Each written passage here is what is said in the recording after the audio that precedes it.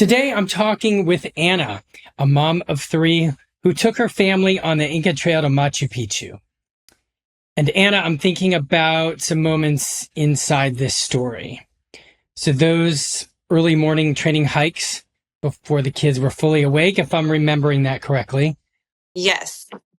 The step ups, Stone Mountain hikes, Kennesaw Mountain hikes, snacks, the trekking poles that you and your husband ended up loving, the flu that interrupted training, the hip pain that forced us to adjust, and then that final 4,000-foot milestone that made you feel ready. But the moment that really stands out came in Peru, on the climb to Dead Woman's Pass, when the daughter you had once cheerleaded through training hikes became the one behind you saying, "You've got this, Mom." So anyway, I'll have you comment on that in a bit, but I'm really excited to memorialize this for you. This was an amazing journey with training and, three children and a husband and taking them to the Inca Trail. So I know that people are going to be really interested to find out how the heck to do that. And also just kind of what kind of drew you to doing that. And that might be some inspiration, for those listening. But before we get into your story, Anna, I want to quickly mention that the HikeStrong app is getting ready to launch soon.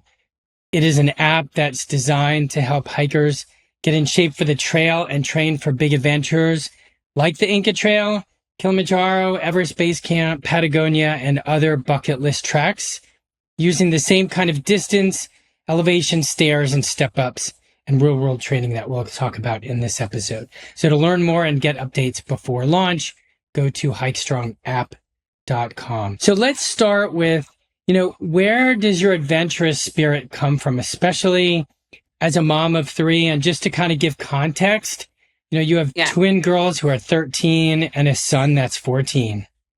That's right. Yeah. So they're all kind of, close in age, obviously.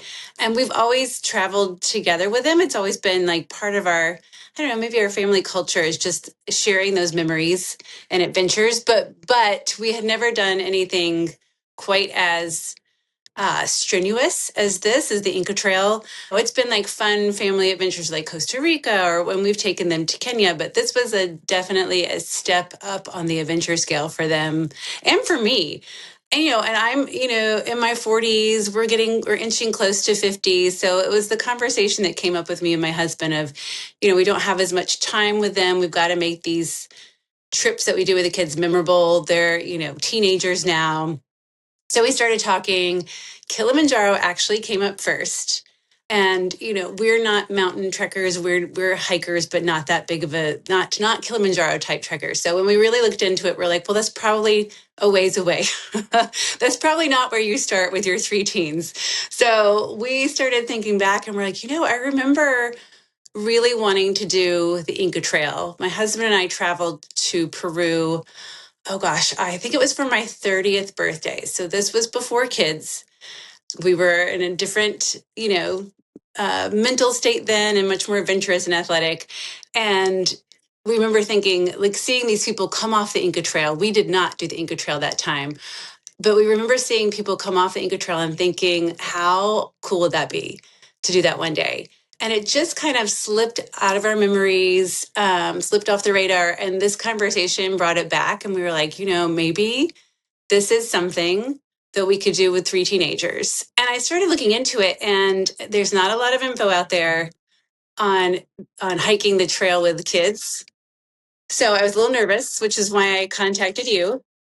And not even just nervous for the kids, but for myself with the altitude mainly.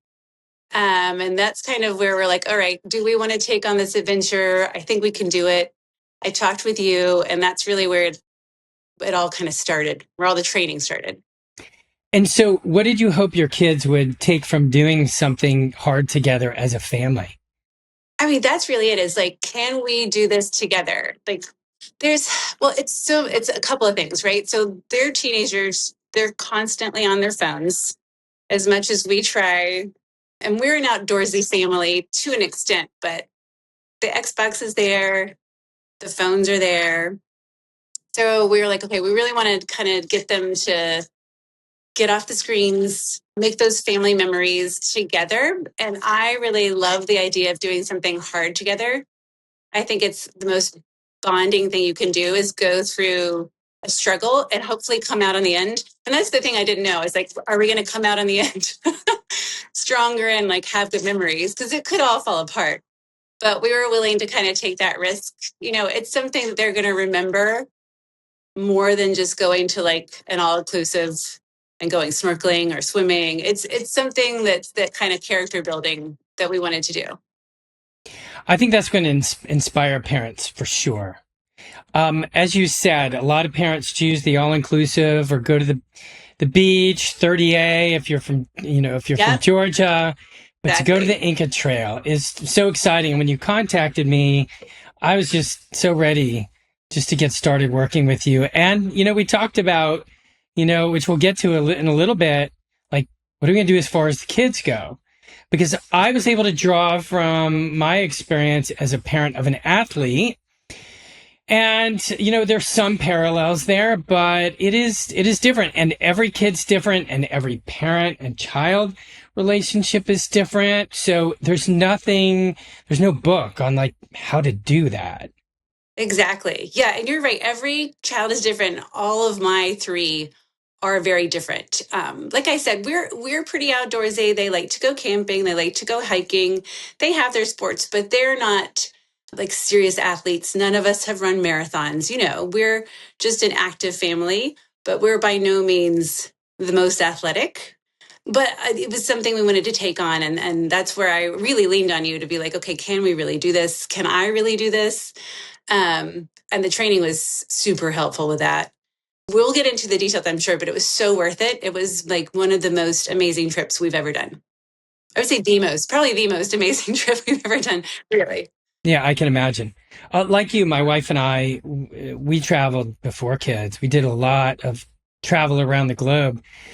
And I think about the same age as your children, we decided to do the Grand Canyon and some of the things like that. But you really took it to another level. Before the trip, what were you most worried about as a parent? I think when I talked to you, I was worried mostly about the altitude because I know we can hike and the kids can complain when we hike. I was a little worried about their attitude and being able to like mentally prepare for it. The altitude was the main thing. And all the stairs. And honestly, I wasn't so concerned with the kids on the stairs as much as me on the stairs and my husband. And he's a little bit more athletic than I am. So I was like, okay, mainly it's me on the stairs, the altitude, and just that like mental preparedness and getting the confidence for all of us, like pushing through. Because, teenagers don't always want to do what mom and dad want to do, if ever. So convincing them that this is going to be fun, it's going to be worth it, and that we can do it. I think that was my main concern. Just can we make it through, or are we going to be that family that turns back? Because I've heard stories, and there are plenty of people that turn back on the Inca Trail. So I wanted to make sure that we were prepared. Yeah, and then another thing is when you saw the mileage and the elevation gain. I know that's one of the reasons that spurred you to call me. Let me just mention so that people know this is kind of a classic Inca Trail. So 3.1 miles and 3,000 feet of elevation gain is day one. Day two, 7.5 miles, and then 4,000 feet. I believe that's Dead Woman's Pass on day two. And then day three is 9.3 miles. That's 3,000 feet of elevation gain. Day four is 6.8 miles. 1,200 feet. And so, you think about 13 and 14-year-old kids. Do you want to comment on that? Like just when you kind of saw that, if that was concerning or not? I think 2 out of my 3 have high endurance. They're cross country runners. They can do it. My third one is also, she plays softball and she's athletic enough, but the endurance part was what worried me specifically for her. And, all of us, because when kids wake up in a bad mood, then you're like, we got to hike 9 miles today. It's a whole different game than you just doing it yourself or with your husband. Because you really have to I thought of myself as kind of like the cheerleader, like I'm the one that's leading this trip.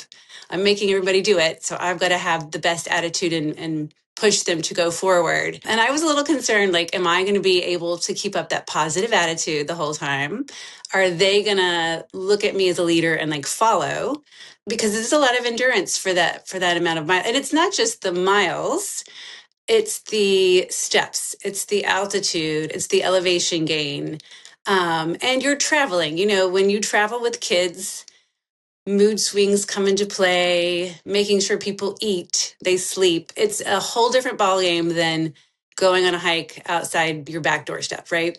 So you got to think through all the packing, all the travel, and really keeping them moving forward. So that was a concern for me for sure with the kids. So this is kind of a loaded question. What did you learn about training kids for a trek that was different from training yourself? Yes, I think it's a great question. It is all about motivation. It really is mental for them because if you, I mean, think about yourself when you're like a teenager, you can pretty much sleep anywhere. You can sleep on the floor. Camping's not really a problem. It's very different when you're 40. And they can hike, you know, they can walk. But you're just really walking up and down stairs. You're just moving yourself forward and they can do that. It's really the mental preparedness. And so it's like, how as a parent can I keep them motivated? And I think we talked about this a lot.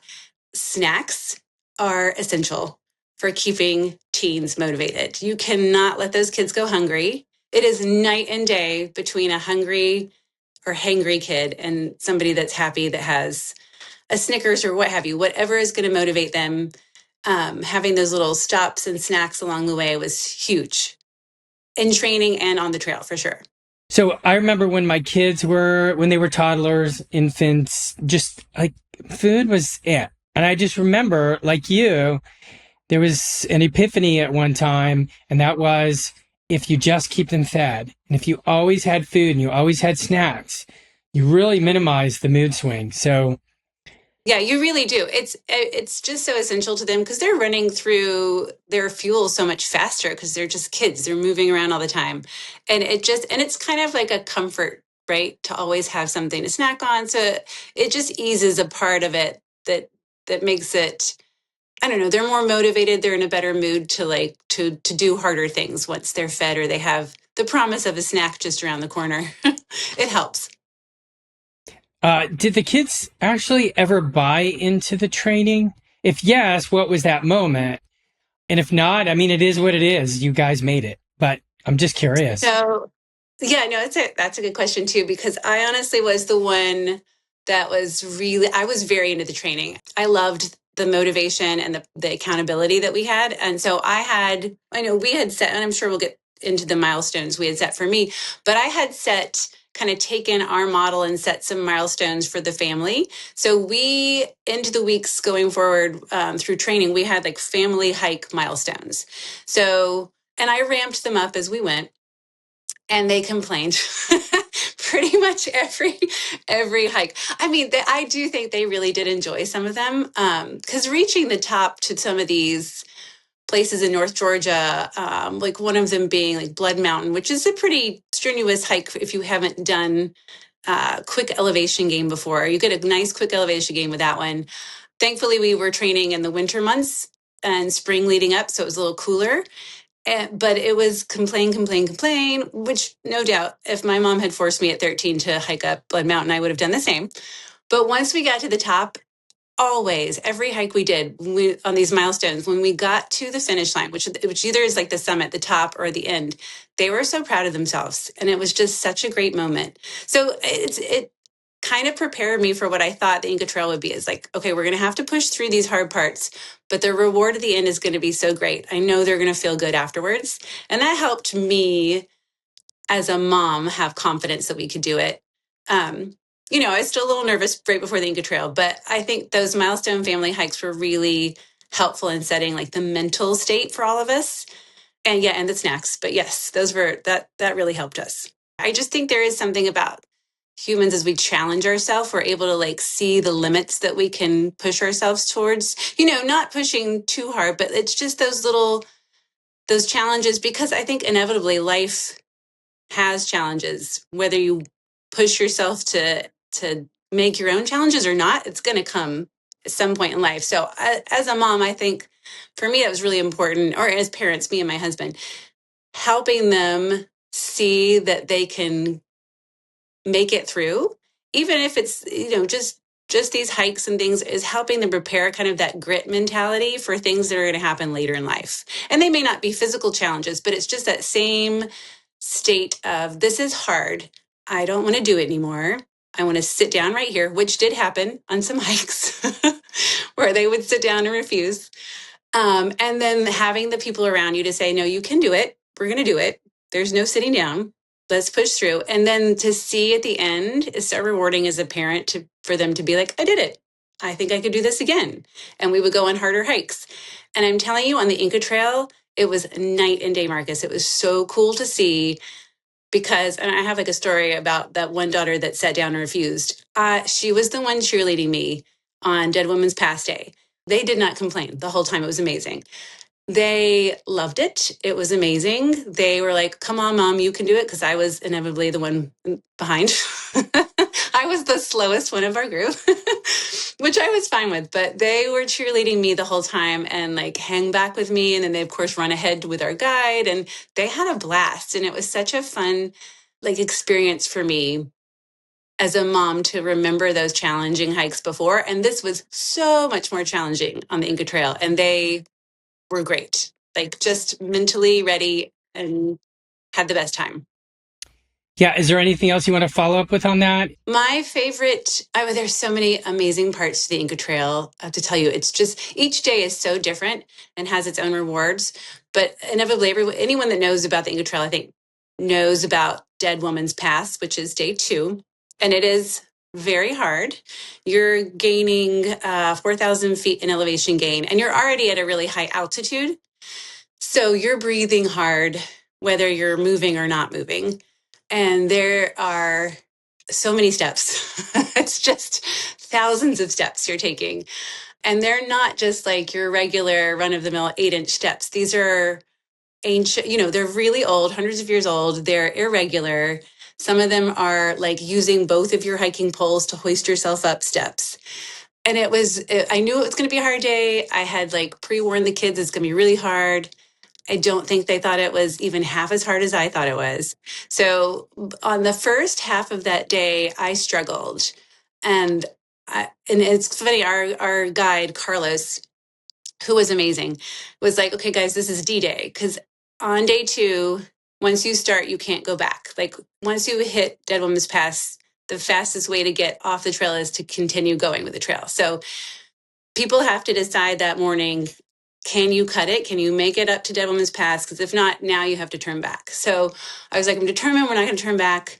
They were having no problem. I was struggling. We stopped for lunch, kind of regrouped. I caught my breath. We ate. And that second half, which is just 2 hours of constantly climbing steps till you make it to the top, it's heavy breathing. You're taking a step, you're stopping. You're taking a step, you're stopping. Our guide kind of saw that we were all kind of running out of breath and struggling, stopped us, made us turn around and look at the view, which is unbelievable. Like the mountains are just breathtaking. So we stopped to look to the view. Then he asked us to pick up a rock, to find a rock on the trail. So we found like a little rock. Everybody held their rock. And he was like, okay, I need everybody to close their eyes, and kind of helped us through a breathing exercise to like calm our hearts down and breathe. And he's like, I want you to think of the hardest thing you've ever had to do in your life. So everyone's visualizing, hopefully, their like hardest day. He's like, if it was emotional, if it was physical, whatever, picture your hardest day and hold onto your rock. So we're picturing our hardest day and holding on. He's like, okay, I want you to breathe, open your eyes. We're going to do this one step at a time. Keep your rock with you. So we're like, all right, we'll keep going. And my kids were like, this is the hardest thing we've ever done, like holding their rock. And as an adult, you're thinking through all the hard things you've done. And you're walking up Dead Woman's Pass. We reach the top. It's beautiful and gorgeous. And he, asks us to look around. And he's like, all right, now I want you to take your rock and look back at what you've just done. So we looked back at all the thousands of steps we climbed. And he's like, all right, think about the hardest thing you've done and this hard thing that you've just done, and know that you can make it through no matter what. And he's like, now I want you to stack your rocks and leave them at the top of this mountain because you're leaving your hardest day behind. You can get through anything and we're moving forward. It was such a special moment. I mean, I think me and my husband got teary-eyed. The kids were, of course, not as teary-eyed, but they got it. They got that, like, you can do hard things, you can make it through something physically hard, something emotionally hard. And it was just a really special moment for us. And it made the rest of the trip was just fantastic after that. That's great. I think however much it cost for you to take the kids on that trip, that one moment was probably totally worth it. Oh, totally. Yes, definitely. That's incredible. It's hard to kind of simulate something like that in your everyday life, but that's what you want your children to experience. And then they'll always, I'm sure, be able to draw on those moments. So that's amazing. But that was such a great anecdote. Is there anything else you want to share? That was really fun. I will say one thing about hiking that I did not expect in Peru is there are dogs everywhere, like everywhere, which was my kids thought was lovely, like fascinating. They loved it. And every little stretch and every day we had like a dog chaperone. There would be some random neighborhood dog that would just join up with us, hike with us literally for the whole day, and then turn around and walk back. And I don't know if they do this. I feel like they do this with most of the tourist hiking. They're just along for whatever snacks you drop or whatever. But it was so cute. They would name the dogs every day. So and on Dead Women's Pass, we had a dog walk up with us, which we thought was another, like, I don't know, not to be too woo-woo, but like a fun, like, sign, because it is kind of a spiritual path you take. So we named him Dante. Dante walked all the way up with us. Every time we stopped, he would stop and lay down. He walked all the way up to Dead Women's Pass with us, and then he turned around and walked back down. Like it was no big deal. So yeah, that was really fun. A little like fun surprise about Peru, that there are dogs. People love their dogs. They're everywhere. They will join up with your hike. It's great just to have those little experiences that are so different in different places.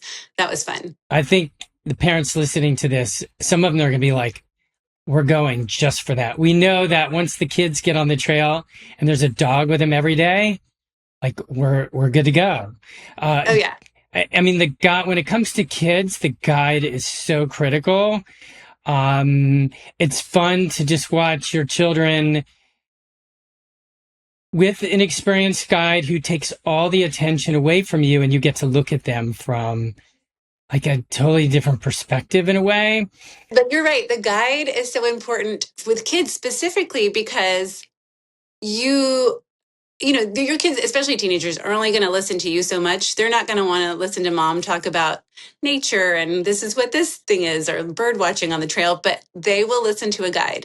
And our guide, Carlos, was phenomenal. He practiced Spanish with them, so they were practicing their Spanish with him. He would walk ahead and talk about like soccer or whatever their interest was together, while me and my husband got to walk kind of behind.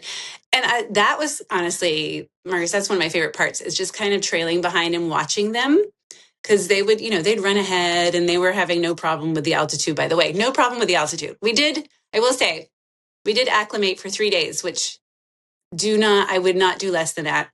But we can talk about that more. But Carlos was amazing with our children. They honestly missed him when it was all over. So it was a very big part of their enjoyment, for sure. Yeah, when we went to the Grand Canyon, we went to Utah. It was a company called Arizona Outback Adventures. They're no longer. They were bought by REI a long time ago, and I'll give him a shout out if he ever listens to this, because we're still friends. His name is Chris Anderson, and he was that guide that just captured the kids' attentions, and it was just so much fun to just like you said, kind of step back and just kind of watch them experience it. It was so much fun. Definitely. Yeah. Yes. So much fun. Yes. So I wanted to get a little bit on these podcasts. I always go to some details about the training. We're going to do a little bit less today, but I did want to bring up some numbers here. And in week 10, your average elevation gain was 3,513, and your average miles was 17.5. I just wanted to give some context. And then the percentage of the elevation gain that you got was between hikes and walks, stairs, and step ups. And so your hikes and walks were about 86%. Mm-hmm. Your stairs was at about 8%, and your step ups was at about 6%. So any comments on those numbers at all? Yeah, I mean, I'm probably, I don't know how many of the people you work with or train with do more hiking than anything else. But I have a hard time staying inside. I like to be outside. So for me, the training outside was just so much more enjoyable. And I even told myself, I was like, I really need to do more stairs. Like, I know that's what the Inca Trail is. I've got to get my stairs going. But I found, for me, making sure I got that elevation gain when I was hiking outside, first of all, was just so much more fun. And I was training, I think we started in January, right? So I was training within some cold winter months, and it was forcing me outside during the cold. And it just all around was just more enjoyable than being stuck inside and doing stairs. But I did make myself do the step ups and the stairs. All of that was very, very worth it, like needed. Like, that's one thing I will say. Through the Inca Trail, my main issue was altitude and breathing. It was not sore muscles. I was not sore one time. My legs never hurt. Like, all that training we had done really got like my muscles and everything ready for the constant hiking and the constant stairs, to the point where all I had to worry about was my breathing, right? So it was extremely helpful. I don't think I would have been as, I definitely would not have been as prepared. I would have probably been a lot more sore and achy. And like I said, I had no pain whatsoever. It was just catching my breath. That was it. Yep. What changed once you learned to use trekking poles? I know that was a big epiphany for you. Oh my gosh, it was a huge epiphany. My husband and I had never used trekking poles. We were always been like, nah, we don't need those. It'll be fine. And then I started to do more research, and you were like, you should use trekking poles. Like, it's going to be necessary. I was like, all right, fine, I'll try them.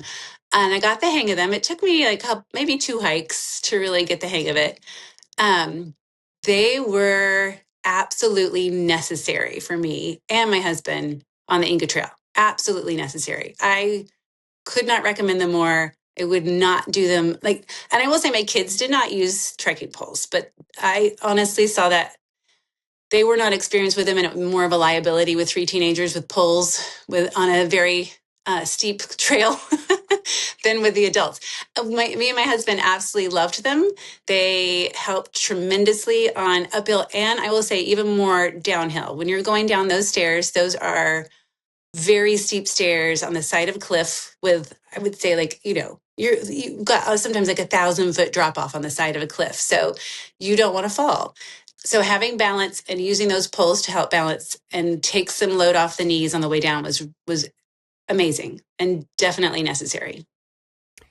We had taken a session to go over the technique. Is there anything that you can recall on the trail that clicked, or even when you were hiking locally, that you want people to understand about using trekking poles? I think, just practicing walking flat with them first is what I did, but I really clicked more when you're doing that elevation gain up and down. You just practicing going up and down your hikes, like going up and down Blood Mountain, and when I use them at Kennesaw Mountain, practicing it just becomes an extension of your body eventually. Like, you don't even really have to think about it after a while. They just become additional points of balance for you, and they really do help. I really can't imagine hiking, especially down steep hills or the stairs, without them now. I just feel like that's something that I got used to using, like I said, an extension of your body, and just the practice really helped me. Let's talk about your training. What part of the training paid off the most? I think like doing the hikes that really, those milestones where I was gaining elevation. Because you have in your mind, okay, day 2 on the Inca Trail is going to be 4,000 feet in elevation gain. You really don't know what that means unless you've hiked a day where you're gaining 4,000 feet. So those milestone hikes, the way we worked up to the 4,000-foot elevation gain on the last milestone hike, were so important for me. And I think that really helped me not only physically, but mentally prepare for what that elevation gain really means. And then I felt like at the end of that, I was like, okay, I can do this. I know I can do this. Now it's just like tackling the altitude and then, but I can physically, I can do this. Okay. So we're going to talk just about milestones and about kind of family hikes. And sometimes they were all one and the same. So I want to do kind of a rapid fire exercise, kind of. I'll share a few memories from the training. Again, more milestone and hiking related. And then you can give me your quick reaction, what you remember, or anything that stands out. So let's go with the first milestone. It was 2,000 feet. You hiked Stone Mountain Trail to the summit. You did it 3.5 times. You'd mentioned slight discomfort in the right knee on the very last descent, but that went away after resting it. So just your thoughts on that. Yes. Yeah. And thank you for jogging my memory. Yes. Stone Mountain was a big part of my hiking just for the elevation gain, the repetition of going up and down. I remember that day because it's so funny when you do something like that, because going up and down Stone Mountain, it's a bald granite face rock, right? So you're seeing the same people. You're not in the woods. You're seeing the same people. And there were a few people that after a few times you were like, oh, you're doing the same thing I'm doing. And I'm talking a handful. There are only maybe 3 of us, but it's so funny because it's like this instant, like kind of bond where you're like, oh, how many times have you gone up and down? This is my 3rd. And one guy was on his 5th. So it's this, you find these little patches of people that are training too, and that's really kind of a fun moment. And you feel proud. I felt really proud of myself. Like it was not easy because it's the first time doing something like that. But yeah, that was a really my first milestone. I felt like probably the first like, okay, I'm proud of myself. Let's take on the next challenge. Okay. And then, so that was in week 5. And then in week 6, you had mentioned this before, but maybe there's something else you want to share about the Blood Mountain hike with the family. You had done 7.4 miles. It was 1,837 feet. You said the kids did great. Right knee was a little sore at the end, but it felt fine after you rested it. Yeah, and this was, I'm trying to remember, I don't think we used hiking poles yet. So I was still just hiking without poles at this point. I think we hadn't really trained on that. So the knee thing, I was getting a little worried about the knee. And I think we talked about it and you assured me like the poles will help. But that was a great hike. The kids did well. I mean, that was the first one that we really pushed them, that we had the I can't do this sit down moment. But that, I think that was what was so great about it, is like we pushed through that. And it was, for me, really important to have those family hikes so I could see how I was going to handle it. You know, you've got to be supportive. You can't force anyone to do anything, right? So you got to figure out how do you lead as a parent without being like, okay, we've just paid a ton of money to do this trip. We're doing this no matter what. You have to make it so that you're helping them accomplish something, so they feel the same pride that you feel and the same sense of confidence that they can do the harder next milestone trek. Yeah. And then in week 7, it was your second formal milestone. It was 2,500 feet. It was at Kennesaw Mountain. Yeah. Okay. You had used your trekking poles. You had mentioned you got the hang of them and you had no pain in your right knee. Yeah, that was the big part that I guess made me a believer in the poles. After hiking without them, I did feel the pain coming on, and it did make me nervous about doing the Inca Trail. But after practicing the poles and realizing how much that takes the load off of your knees, I was like, okay, we're going to make this work. This is what I have to do. So yeah, that was a big one for me in understanding how to use the poles and then realizing how necessary they were. Okay. And then milestone number 3, that was a family hike. That was in week 8. That was 3,140 feet. And that's when you hiked from the base of Amicalola Falls to Lenfoot Inn. And I guess you did the Appalachian Approach Loop. Anyway, you said it was a great challenge. Everyone did amazing and you learned a lot.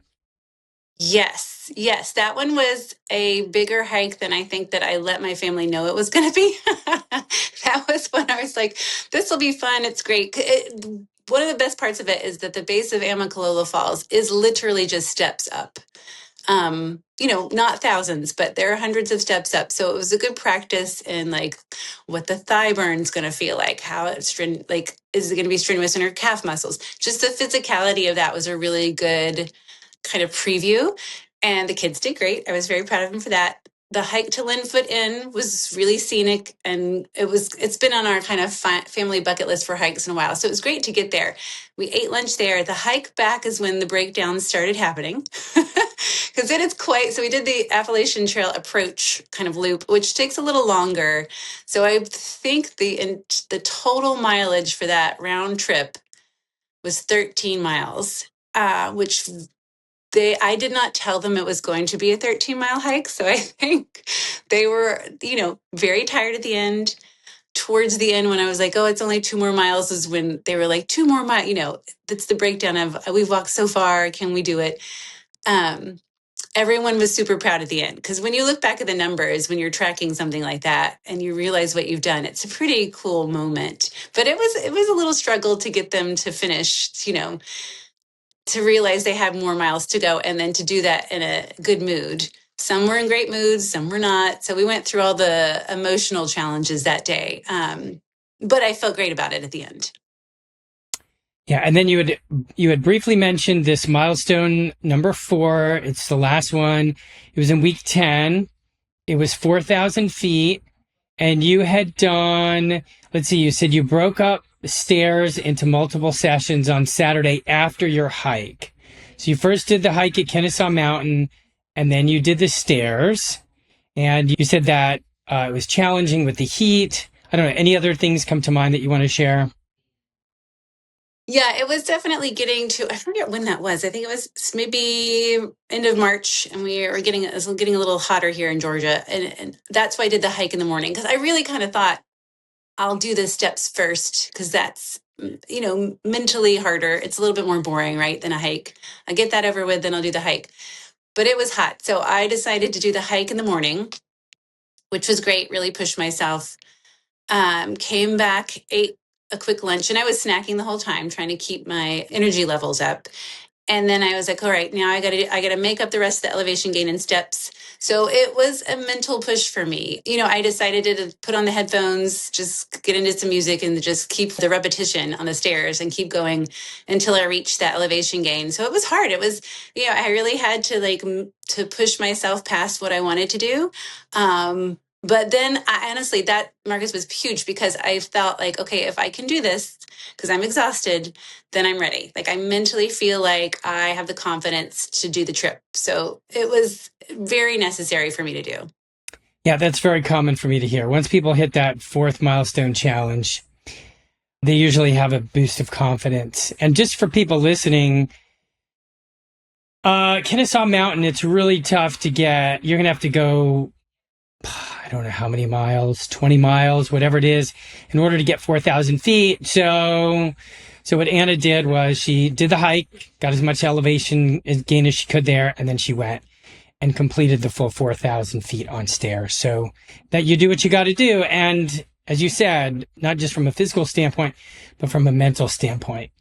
When you follow a bunch of stairs after a lot of hiking, it's not easy. So there's that mental component. And once you complete it, as you heard Anna say, it boosts confidence a lot.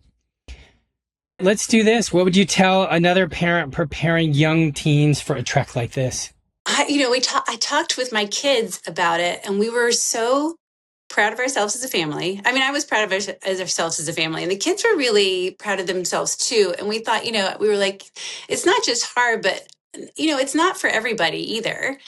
You have to be willing to sleep in a tent. Now, granted, you have porters, you're not backpacking, so you're carrying your day pack, which is totally doable. So, and the food is amazing.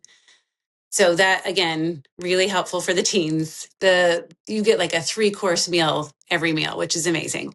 But you got to be willing to sleep outside, go, there's no showering. There was no showering for us there. The toilet facilities are either in a tent or kind of a hole in the ground. So it's rustic, it's adventurous. If you're the type of family that's into the adventure and likes a little bit of roughing it, this is totally doable. You do not have to be world-class athletes by any means. You just have to have the mental state to want to do it. But that being said, I will also say it really depends on your kids. We were probably, I think we were the only family hiking. We did a private tour, so it was just us and our guide. We didn't have any other families or people with us. The other groups we ran into were all adults. I don't think I saw another. I did see one family day one turning back, but they had a very young child, and she was. If you turn back day one, you can get a donkey or a horse ride back, and she was getting the horse ride back. So they have to be the right age. I feel like teens is great. I think anything younger really depends on the kid. Because it is really steep, there are parts that are what I would consider treacherous for young kids, 100%. There's no horseplay on the trail. So you have to just know your kids, know that they can handle it, and that they want to do something like this. There's no shortage of entertainment, though. It's unbelievably beautiful. There's lots, llamas, wild alpacas. We were there in the spring, so we got to see babies, which was great. There, and you're hiking through like just history. There's so many ruins along the way. Very cool for them history wise. So they're going to be entertained, and they'll be able to do it. But I would just caution like too young. I wouldn't do any, like, even 8-year-olds I think might be pushing it on the young side. So just know the maturity level of your kids. Yeah, that makes sense. Anna, that was such a fun podcast. I'm certain, and I'd love to hear from parents if this is true, but I'm thinking this is what we call an evergreen episode. This is one that people can listen to. It doesn't matter if it's now or it's 5 years from now or 10 years from now. I mean, I think anybody that ends up listening to this over time, find it hard that they wouldn't be inspired to take some kind of adventure like this. As you said, you made it very clear. It depends on your kids. But you don't have to go to the Inca Trail to get, this kind of family adventure experience. So I think, by the way, any last words? Anything you want to mention, Anna? Anything? No, I mean, this was great. I don't regret doing this with the kids at all. I do. I mean, I think I told you right after that, I'm like, hey, where are we going to go next? Like, what trails can we plan on hiking next? Because it's just such a different experience to do as a family. Like, the memories are just, I don't know, they're like core memories that they aren't gonna forget. It's not just another beach trip. It's something that it builds character. So yes, I highly recommend it. If you can do it, you should do it. Okay, Anna, I'm going to end with this.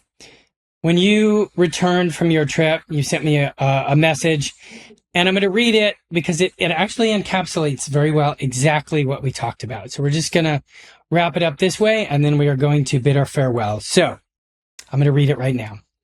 So because of your guidance and training plan, I didn't have any muscle or joint pain the whole trip, not even after resting and traveling home. The altitude was a little intense, but we were prepared for it. The kids had 0 issues on the trail. They were in front of the pack the whole time and not one complaint, which feels like a tiny miracle. And Snickers bars turned into trail currency between them, which kept morale high. The best moment might have been on the second day, the hardest climb up to Dead Woman's Pass.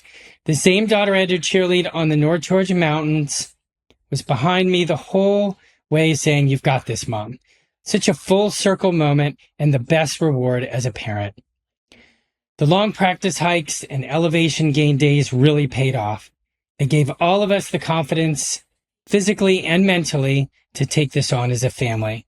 It was an unforgettable experience, truly grateful, and I'm already looking into a Patagonia trek for our next trip. So I think we should leave it there.